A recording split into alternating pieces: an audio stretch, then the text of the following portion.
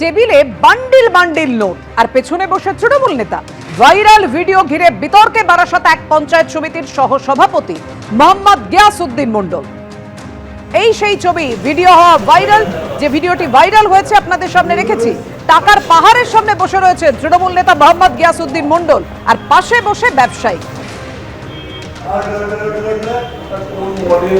অনেকগুলো মডেল আছে, একেবারে ওটা ক্যাশে নেবে না ফাইন্যান্সে নেবে।